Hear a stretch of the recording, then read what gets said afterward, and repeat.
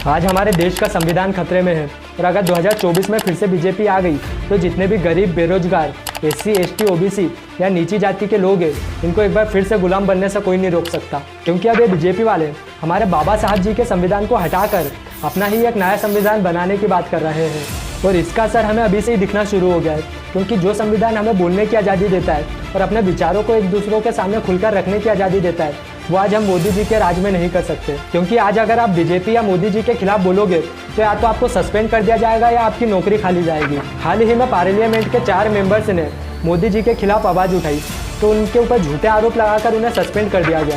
इनमें कांग्रेस पार्टी के राहुल गांधी और अधीर रंजन चौधरी थे और आम आदमी पार्टी के राघव चड्ढा और संजय सिंह थे। ऐसा ही कुछ सुप्रीम कोर्ट के चीफ जस्टिस के साथ भी हुआ।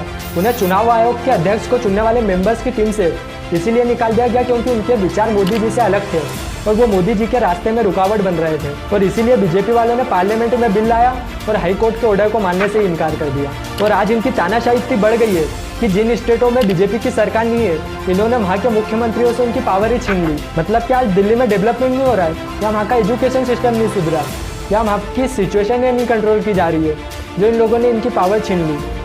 इसके बजाय मणिपुर के CM की पावर छीनना था, क्योंकि वहाँ का जो CM है बीजेपी का, उससे तो सिचुएशन कंट्रोल नहीं की गई। वहाँ पर राष्ट्रपति शासन लगाना था, पर ऐसा तो कुछ भी नहीं किया गया क्योंकि वहाँ का जो CM है वो बीजेपी का है। और ना जाने ऐसे कितने ही एग्जाम्पल है जिन्हें गिनवाया जा सकता है, जिनसे पता चलता है कि जिनने भी आज तक मोदी जी या बीजेपी के खिलाफ आवाज़ उठाई है, उनकी या तो नौकरी खाली गई या उन्हें सस्पेंड कर दिया गया या उनके हाथों से पावर छीन ली गई। फिर चाहे वो अनअकैडमी के कारण सागवन सरी क्यों ना हो, सिर्फ इतना बोलने पर कि एक पढ़े लिखे को वोट देना उन्हें नौकरी से निकाल दिया गया। इसीलिए आज एक बार सबको विचार करने की जरूरत है कि बाबा साहब का बना हुआ संविधान होने के बावजूद भी बीजेपी के कारण आज नीची जाति के लोगों का शोषण किया जा रहा है। आज गरीब किसान मरने की कगार पर आ गया है और बेरोजगारी बढ़ते जा रही है।